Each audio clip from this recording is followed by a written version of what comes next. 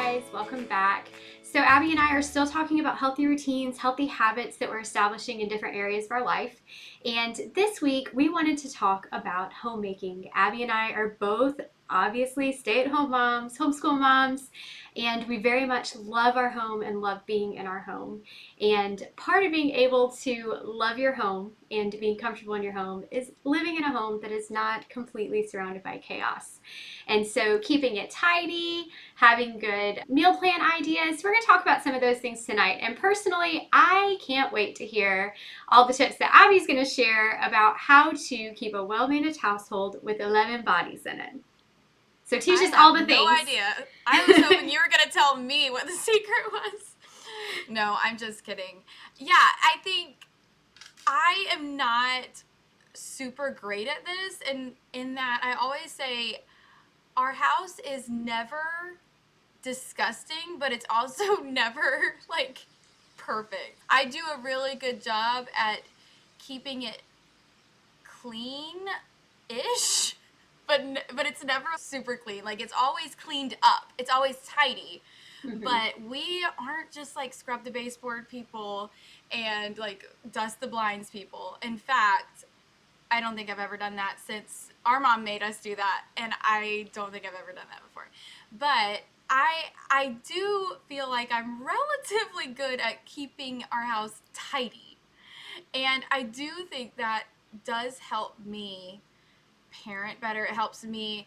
I can get really overwhelmed in clutter, in mess, and I become the worst version of myself. And that's not an excuse, but knowing that tendency in me is something that helps motivate me to keep things tidy. And also, I think it sets my kids up to play better with each other. When I tell our kids it's time to clean up, because we have kept it tidy, it's a reasonable thing to ask of them to do.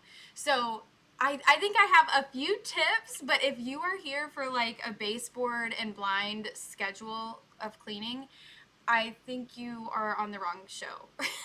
Yeah, I think there's a difference between having an environment that is welcoming and homing and tidy and functional and like a sterile home where nobody feels like they can touch anything. So I do think that there's balance. And I think tidy and cozy and a place where everyone can feel comfortable is definitely the goal here.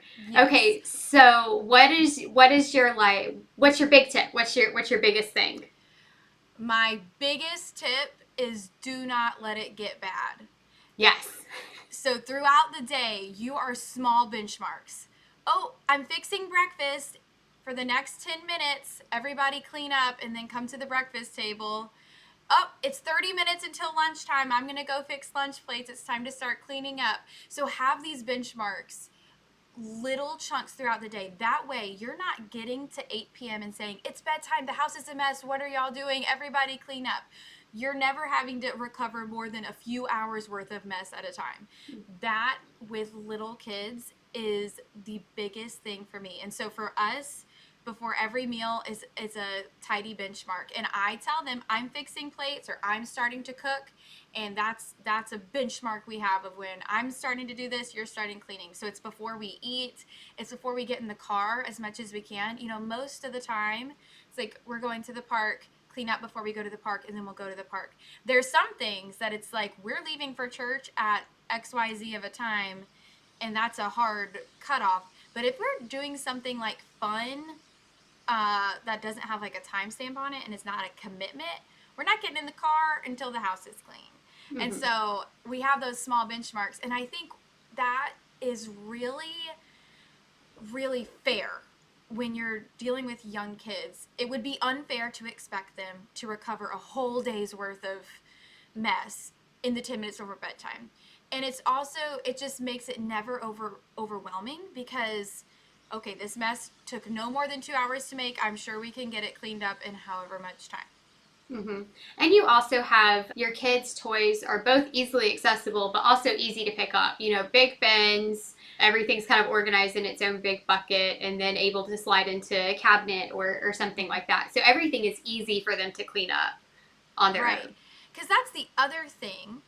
As a parent, I have to have done all this back work before I can say it's time to clean up. In me being able to say it's time to clean up, that means one, I've taught our kids how to clean up. And two, everything that we have has a spot to go. If we have a bunch of stuff that doesn't have a spot, we don't know where it goes, we don't know where, we just shove it places and we have no idea. That's not really fair for me to say it's time to clean up and our kids are like, this doesn't even have a spot.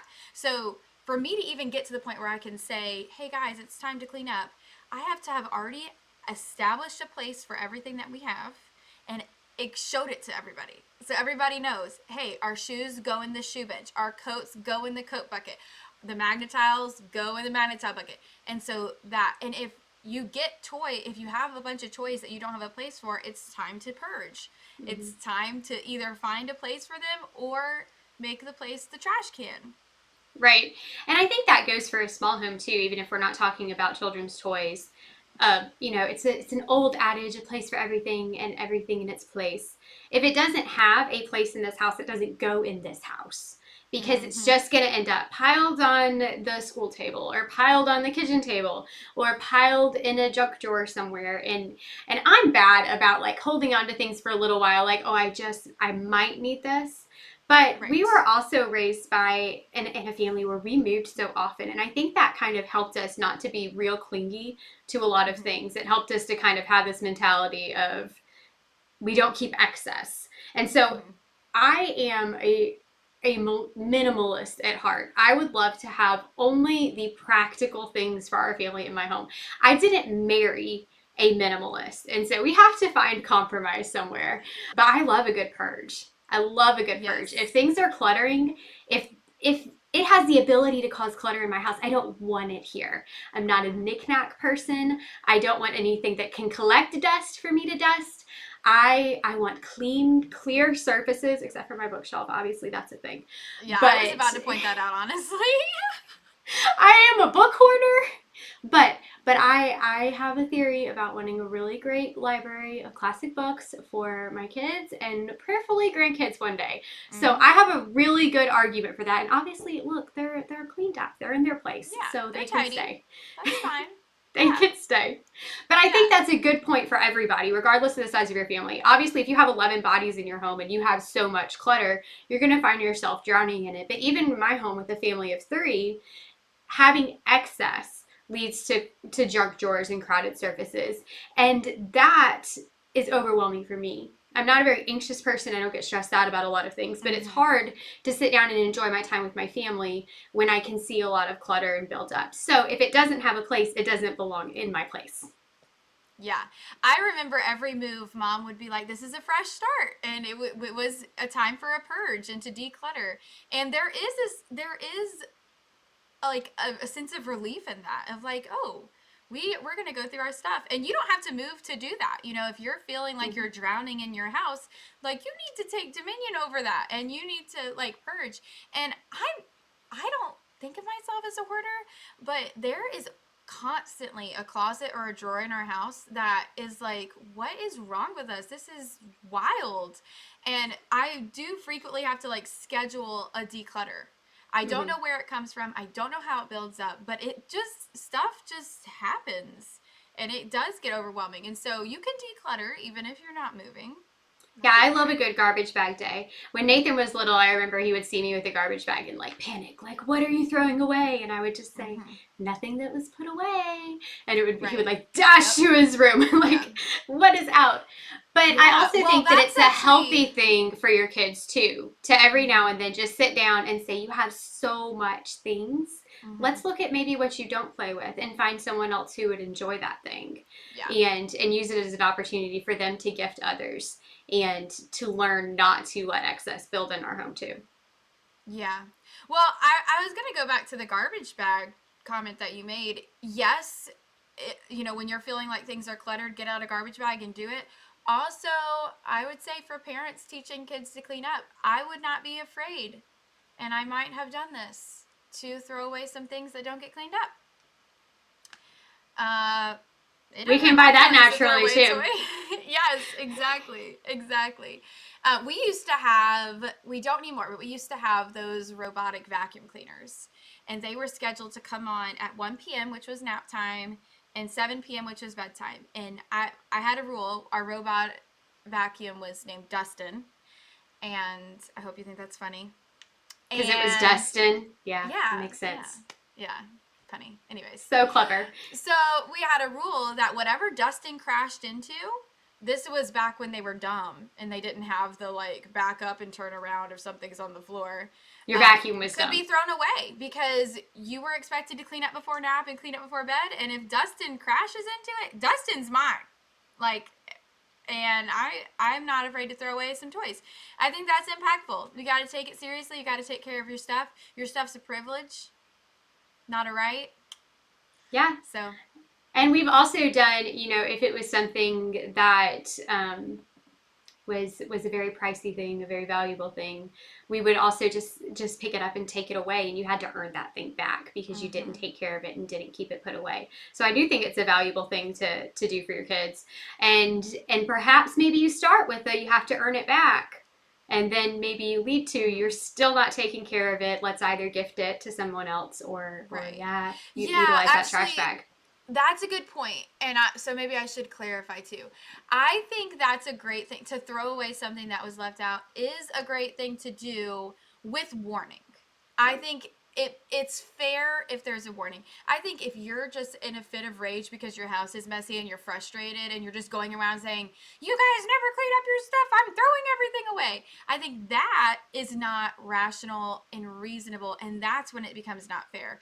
But when it's like, "Hey guys, family meeting, we've got to do better at taking care of our stuff. We have to do better at taking dominion over the things that belong to us, that God's given authority to us over," or, whatever. The preposition was the wrong place. Anyways, and so from here going out, the vacuums are going to run at 1 p.m. and at 7 p.m., and whatever's on the floor, the consequence will be throwing it away.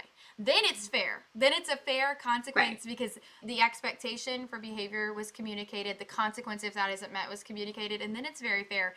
And then it's not you just giving full vent to your anger, it's actually a just consequence that they had warning and they could have Mm-hmm. chosen a different behavior and a different consequence. Yeah, I agree. I agree completely. So, do your children have set jobs in the home that are theirs, or are they really just responsible for straightening, tidying up things that they've used throughout the day?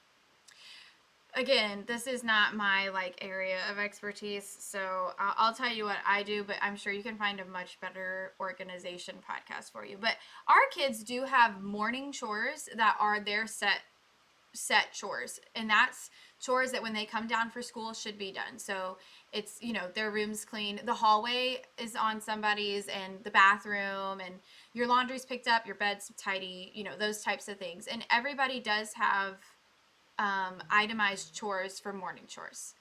When I call 10-minute cleanup time, or it's 30 minutes until lunch, everybody help clean up. My expectation is that everybody is walking around, and when they pass something, they're picking it up. When you see it, you pick it up.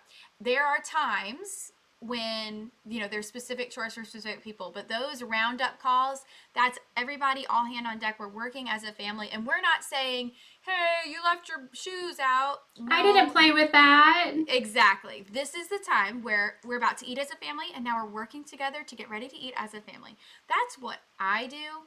We've also tried mostly to teach our kids to, like, okay, you were doing something in this room, but before you do something else or before you move to the next room, you clean this up. So hopefully that minimizes the amount of stuff to clean up. But also, we have 6 kids under 6, and we have 2 3-year-olds in the house. So there are things where it's like, okay, somebody dumped out. We have 2 babies that are just dumping Right. out boxes. So it's okay. Sometimes the 12-year-old is going to be scooping up the Lincoln Logs that the 7-month-old tipped over, and at that point, it's like we're a family and we're working together. And Mm-hmm. you might not have dumped out the Lincoln Log box, but we're working together. And I'm washing dishes in there that you ate off of. Right. So, And I think that's an important time to teach that sometimes we just work together and it doesn't matter who made the mess, who did the thing, you know, dad pays for Yeah. power that he doesn't use when he goes to work. Mom washes clothes that aren't hers. You know, we all do kind of work Yeah. together. But I also like that, there is that set expectation of no, Right.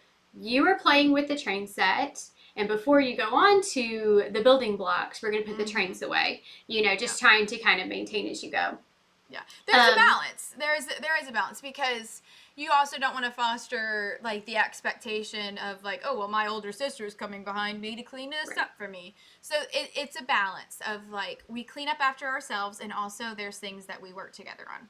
Yeah, I like that. I like setting both Yeah. expectations that it's good to help others, but it's also an important thing to be able to clean up after yourself. Mm-hmm. Um, for my home, I know this isn't you, but my day goes better when I make my bed first thing in the morning. I know that is not you, but like Yep. before I have my coffee, I have to make my bed because that's like one of the things that just gets me in my mindset of starting my day and starting my day right. I also try to have a list of things that I do daily: dishes, starting some laundry, wiping down counters and surfaces, obviously. But then I have a list of like weekly things and monthly things. And I know a lot of people are like on Mondays, on Tuesdays, Mm-hmm. and I love that for them. Love that. But my schedule is not always like that. We don't have set day, besides from our homeschool day, I don't necessarily have set days that other things happen. And so I feel like I can't be too rigid, but also I like to have one big thing that I do every day, whether it's my floors or my bathroom, one big thing that I'm trying to knock out every day, and then one big thing that I try to deep clean every month. I have two big dogs in the house, and so vacuuming is an everyday thing for me because they're old Yeah. and they shed, and I don't like dog hair. And so that's just a maintenance thing. That's just an everyday thing. I vacuum every day. But, Yeah. there are some things that I just enjoy doing, you know, monthly just to make my house feel like a clean place. But I too have the junk drawer and the closet that get to be overwhelming at times. And it really does just turn into put the garbage can by it and just throw stuff out as it gets there. Because Yep. my big ticky thing about my house is I cannot stand for anything to be on my countertops. Like it is a big deal for me to have a microwave on my countertop. And we I've didn't heard have a I've heard your microwave. husband talk about this. Yeah. And he thinks I'm We need to crazy. get Clint back on the I podcast for know. this episode. He thinks I'm crazy. This is probably the thing about me that drives him most crazy. And maybe that means we have a pretty healthy marriage if this is the thing, right? Not bad. But we didn't even have a microwave until maybe 2 or 3 years ago. We have a really big cookout that we host here every September. First Saturday in September at my house is just like our favorite day of the year. And I realized we had cooked a whole bunch of food for lunch, and then people were staying for supper, and they were just gonna reheat food. And I reheated food on the stove and in my oven. And so I was like, "Where's the microwave?" I was like, "Microwave," and because I just don't like things on my counter. It's a big deal for my KitchenAid to be on my counter. Mm-hmm. But I do have a microwave now. But I like clean countertops, and maybe it's because like when you walk in my back door, you're in my kitchen, and I have a lot of counter space. And so if the counters have too much stuff Yeah. on them, it just makes it feel like you're walking into clutter. And I like walking into clean counters. So Yeah. I do have a tendency where my dear sweet wonderful husband, if he comes in and sets stuff on the counter, it kind of gets swept into the junk drawer right there to be dealt with later, or so that he can find it easily. But that's my thing. I find joy in clean, clear countertops. He finds joy in being able to find stuff that he sets on the counter. So Yeah. I get it. The visual clutter does stress me out. It makes me, like I said, the worst version of myself. Now, shove it in a drawer and close it, do not care. My pantry, shut the door, out of sight, out of mind, fine. The office, yeah, I don't use that. It's fine. Whatever. It's the stuff that I can see that drives me crazy. mm-hmm. And I think still it goes back to maintain and then you don't get overwhelmed. When you walk Right. through cleaning off surfaces, it helps you to not get overwhelmed. And for me, it is seeing clutter makes me that version of myself that I Yeah. really don't like. Yeah. So I I think liked your weekly and monthly list. I like that a lot. I do keep a running list of like projects I want to tackle. So like mhm. the guest bedroom closet is cluttered whenever I have free time, and I just have a list of like projects I want to do when I have free time. Just to be honest, in this stage of life, the list grows and nothing ever gets cut off it. Because I do feel What's like free time? exactly, I do feel like we Six under we six? What? we do a good job maintaining, Yeah. but we don't really have the margin to like make forward progress on anything. So Yeah. that's just my real life. For everything Honest. there's a season, but I can also say I've never come into your home and it be like there's nowhere to sit. It's Yes, never like but that. So I think that it's important to acknowledge that you can have a tidy, well-maintained home without having the capacity to scrub your baseboards and wash yes. your ceiling fan blades on the regular. Yes. Yeah. And I think that's where I'm living. I know if people know me in real life, you know what my house looks like, and that's just it is what it is. And it's I don't think anybody I think everybody feels very welcomed and comfortable here. And my goal is that if somebody dropped in, I wouldn't be embarrassed pretty much Right. all the time. And Right. even if it's been that 2 hour gap of like we haven't tidied in 2 hours, we're gonna have a bucket of Magna-Tiles out. The Lincoln Logs might be spilt. There's gonna be a couple areas of toys, but it's not gonna be like, well, this is gross. And Sure. so that's kind of my goal is to like, if somebody walked in, or if any of the social workers walked in, or the CASAs, or the guardian ad litems, because they walk in all the time, that we would not be embarrassed. That's my like low bar right now in this season. Right, and spoiler alert, we're using this as kind of a segue to talk about hospitality Mm-hmm. and having a well-maintained home that you don't have to be embarrassed of, that you don't have to be, kind of in a fretful state if someone may walk into it. If the idea that your home is in a state that you would be stressed if someone walked into it, then it needs to be a little bit more well-maintained. And we'll Yes. talk about that when we talk about hospitality because that is one of the important things that sets you up for it. Another thing that I feel like brings peace to my home is never wondering what's for dinner. I Love hate that. that. I absolutely hate first world problem. But one of my least favorite parts about being an adult is having to decide what's for dinner every day. Like that's hard. I don't like decisions. I genuinely I don't do well with decisions. I work best when I very much limit my choices. So meal planning and grocery shopping for I realize that you go through a lot of the groceries and you could fill up your refrigerator with the groceries that you need for 2 days. But for me, I grocery shop for 2 weeks. And that gives me a lot of peace because I meal plan for 2 weeks. I grocery shop for those meals. It keeps me from having excess snacks on hand. It helps me to remain an ingredient household. It helps us eat healthier and it helps me save a lot of money. And it keeps me from having to wonder every single day of my life what's for dinner. Because I thought about that 2 weeks ago. So I'm not thinking about that today. And obviously, sometimes we end up going out to eat or doing something different. But we don't really do that very much. And so pretty much I can live in that 2 week meal plan and maybe have to shuffle things around. If I plan something that takes a little bit longer today and we had a long appointment or something, I can shuffle things around, but I know what I have for the meals of 2 weeks. And that really, really helps me. It also helps to be able to know, again, if hospitality, if you're at church and you wanted to invite someone over, you have the meal, you know what's for supper, you don't have to be stressed about what would I feed them. So it truly does help save a lot of money too, I think, because I buy what I need. I'm not, I need to fill my pantry with all these different meal ideas, Right. but just meal planning, making a grocery list based on that menu and buying those things. Yeah.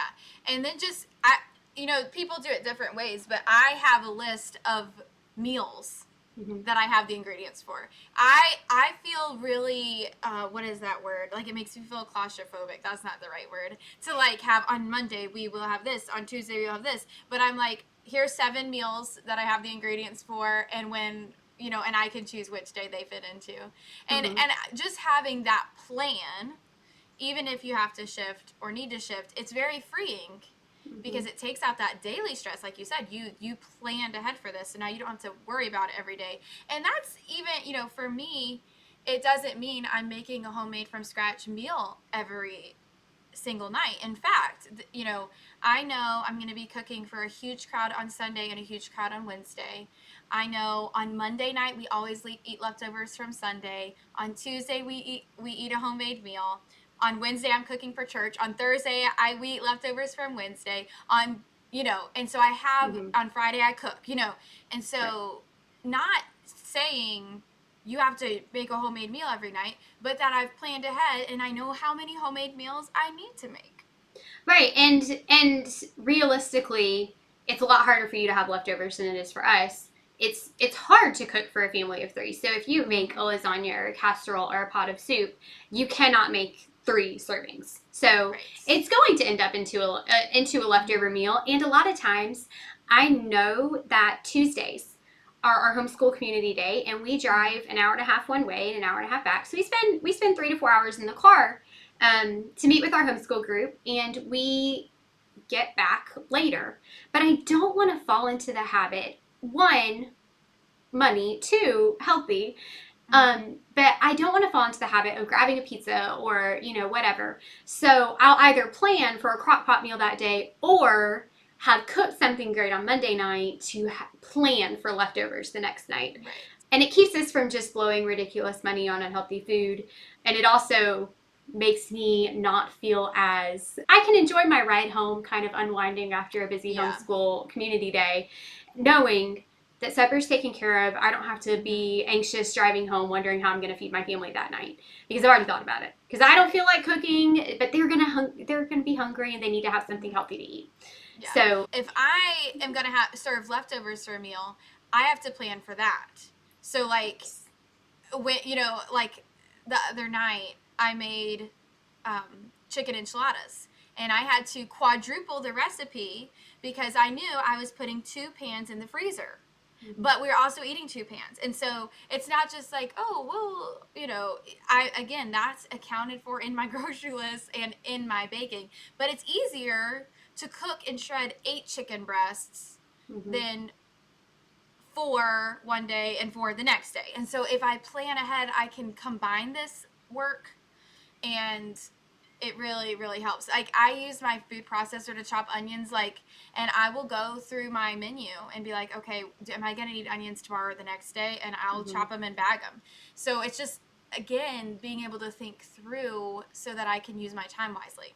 Right. And I feel like in a family of 11, for sure, if you were to just wait till, you cleaned up lunch and what are we going to do for dinner tonight, that would be impossible and overwhelming. But even with a family of three, it would make me anxious to get to, my husband's been working so hard and he's going to come home from work, and I don't want to be wondering what I'm going to do for him to Yeah, or have something to yourself. eat. Yeah, I I mean, also I like to know where my next meal's coming from too. Right. So, but it gives me more peace throughout the day knowing that it's already been thought of, it's already taken care of. I know what I need to get out of the freezer in the morning to be ready to cook for dinner that night. And so that makes me feel better. But genuinely, like I said, you save a lot of money doing it because you're Mm-hmm. not just impulse buying things that kind of sound good, and Right. you're less likely to be like, oh man, I really wish we could have spaghetti tonight, but I don't have any noodles. It makes it easier, and you're less likely to run out of things, and you're going to spend less money. And so I love that. We Yeah. also, and this isn't something we could do at any other season of life, but something I love that we do now. When we picked out our home, I wanted lots of cabinet space. We don't have a ton of like storage for big stuff. We don't have an attic or a basement or anything like that. But I wanted tons of cabinet space because I'd always had really small kitchens before. And so every 6 months or so, Clint and I have a big date night. And I don't know why, but we just think it's the funnest date night ever. We take his truck and we hit up the Aldi, we hit up Sam's, we hit up the Kroger, wherever things are on sale. And we like pull up all the apps and like, okay, where is dish detergent cheapest right now? And we'll go and we'll stock up on all the pantry staples that we need: flour, sugar, seasonings, like taco spices, all the things that we will typically use. Even like chili beans, anything that we just know, black beans that we're going to have in our cabinets and just reach for all the time. Tomato sauce, rice. We eat a lot of rice. I didn't realize. Yeah. But also like filler. paper towels, toilet paper, dish detergent, laundry detergent. We buy all of that 6 months at a time. And that makes my every 2 week grocery trip very small because I'm getting produce and milk. Dairy. Yeah. And so it really, again, we save money bulk buying, but also it makes my bi-monthly grocery shopping trips just really easy and stress-free, and it helps me keep my grocery budget a little bit more manageable as well. Are you still grocery shopping in person? So about that, I am going to go ahead and say I was vehemently against someone else shopping for my groceries. I remember this version of you.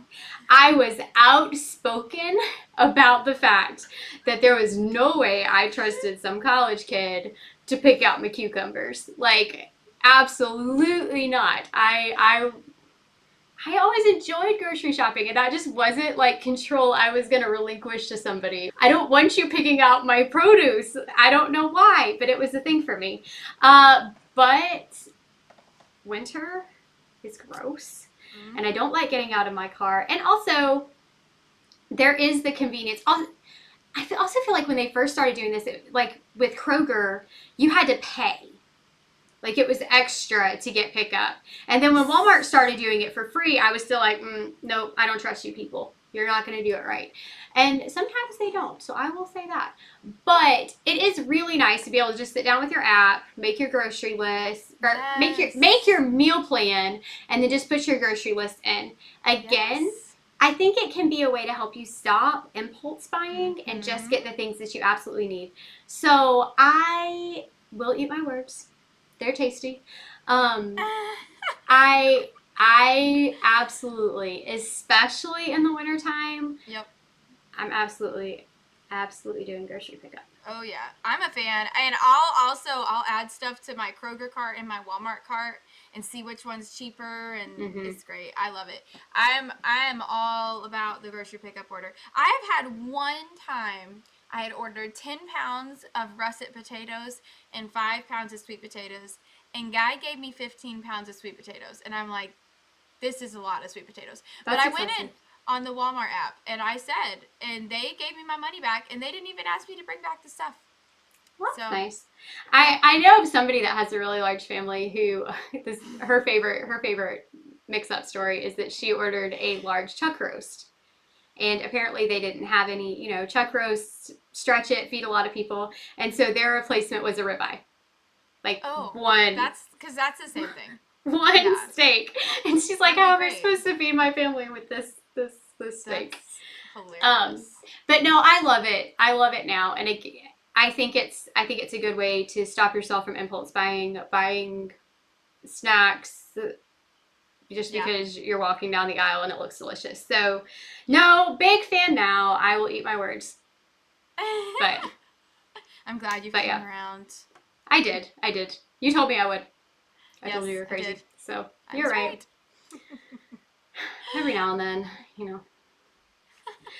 But yeah, I think that that's the thing that's really helpful is just making sure that you meal plan well and you're able to shop and buy the things. And I know it's not realistic for everybody, but I love knowing that, if I run out of dish detergent, there's 6 more bottles in the back of the cabinet. Or I love I love being able to bulk buy and store things. And so if that's something you're able to do, it's really, really helpful just to go through. And we've kind of got it down to an art. Like we know at first we were kind of guessing. Like I have no idea how many packs of taco seasoning that we'll need over the next 6 months, or how much mayonnaise do we use in 6 months? How much ranch do we use in 6 months? But That's now we've gotten interesting. pretty good at it, and so we know pretty much what we need, how much coffee, tea, honey, pancake syrup to go ahead and buy and fill our pantry, so that we just have to buy consumables when we go to the store. That's crazy. So I guess like if you make a list of what you buy one year, and then before you go next year, like okay, we still have 12 things of syrup, we could cut down on that. You can kind of adjust. Yeah. That's interesting. Yeah, we like it. And we even have tried, like, if Kroger's having a really good sale on different meats or something, we'll bulk Hmm. buy that and then put it in smaller packaging and put it away too. Yeah. So we really, really love bulk buying and just buying what we need. It is my dream. My dream luxury is to have multiple refrigerators and another freezer. But yeah, I mean because yeah I place multiple pickup orders a week because of fitting it in our refrigerator. Right. And then we have like a lot of milk drinkers, and we've got Much milk. we've got people who drink whole milk, people who drink lactose free milk, people who drink 2% milk, and people who drink 1% milk. So we've got four kinds of milk in the fridge. So we at least have two pickup orders a week, and probably two times a week, Jordan on the way home from work stops to get another gallon of milk. Pick up milk. Because one refrigerator, you just can't hold everything in there. So it is my dream luxury to have another refrigerator, but we'll be fine. It's fine. This is fine.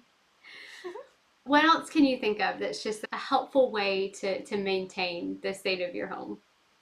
Well, maybe this isn't a way to maintain your home, but it's just an encouragement, another encouragement to try to maintain your home. We talked about how it causes us stress to be in clutter.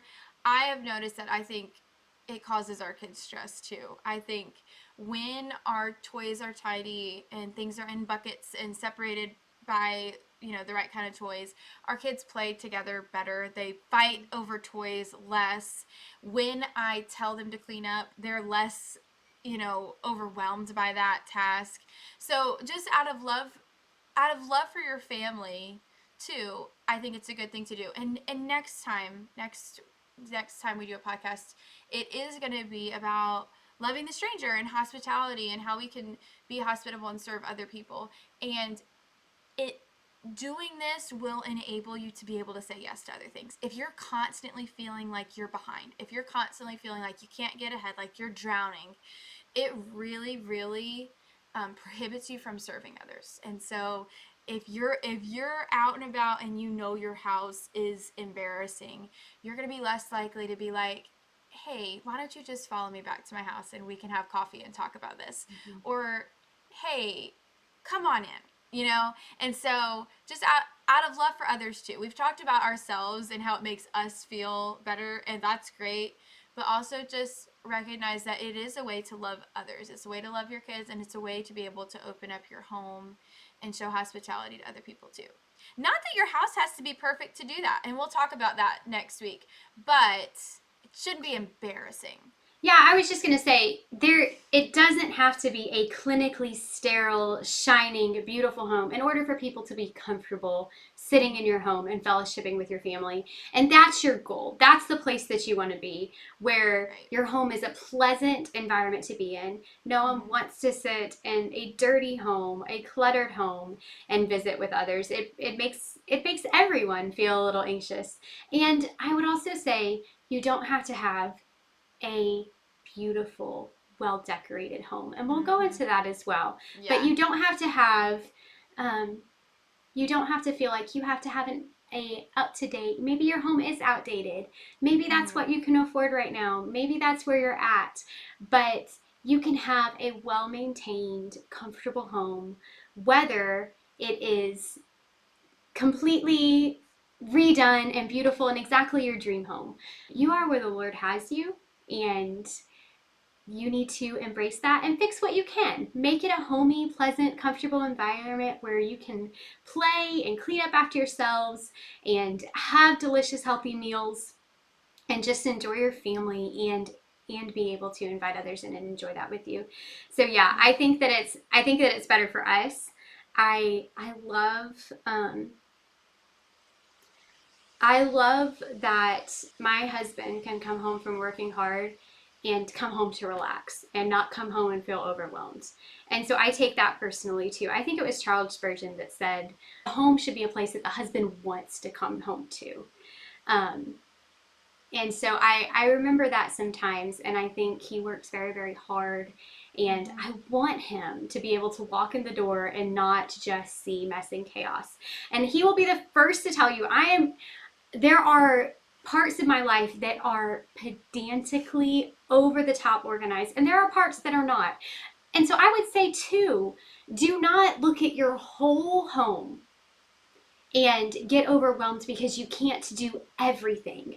And like Abby said, there are some things that she can't do right now in this season of her life realistically while still spending time with her children, because that's a priority too. You don't want to be so obsessed with keeping your home clean and spotless that your children are able to play and love and grow that you can't sit on the floor and play with them. So don't be overwhelmed about not being able to do all the things. Prioritize, look at what's most important, and tackle those things and maintain, and it'll be a lot easier for you. But don't just give up because you can't scrub the windows and wash the blinds and dust the ceiling fans and clean the vents.